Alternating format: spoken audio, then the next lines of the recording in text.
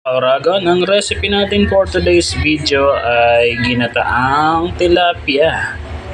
Ayun, at ito, bok choy. Pakuluin lang natin at ilagay natin yung isda pagkatapos kumulo. Pero meron pa ako dito ang kakanggata. Mahal lang yun. 45 pieces to mga ka-Oragon, ha. Kumukulo na, lagyan lang natin sa ilalim para may sapin. Lagyan natin ng bok choy sa ilalim para hindi didikit yung ating tilapia. Yan. At ilagay na natin yung ating isda. Yun. 3 pieces lang ito mga ka-Oragon. 3 pieces.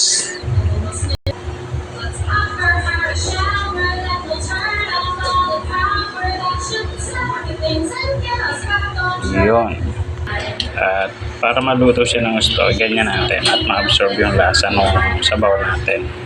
Maya-maya, ilagay na rin natin yung kakanggatan. Ilagay na rin pala natin lahat ng bok choy.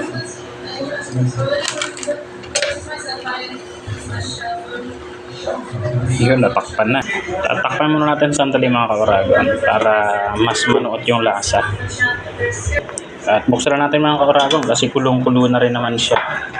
Ayun, maganda na, luto na. At para mas malasa, meron pala tayo ditong shrimp cube. Wala tayo nabibili ng fish broth, kaya yung shrimp na lang. Maglalasa nga yung shrimp to.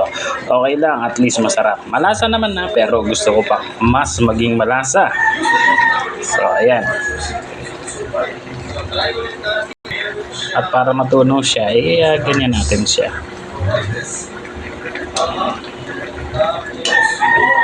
At nakikita naman na natin na malapit na maluto, kaya ilagay na rin natin yung ating kakanggata mga ka-Oragon. Yun. Para mas maging creamy siya.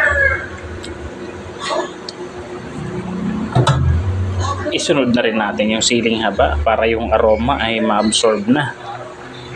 Ayun. Huwag muna nating haluin. Hayaan lang muna natin siya. Ayan na mga ka-Oragon, ang ating ginataang tilapia. Tawagin sa amin yan ay picadilyong tilapia sa Bicol.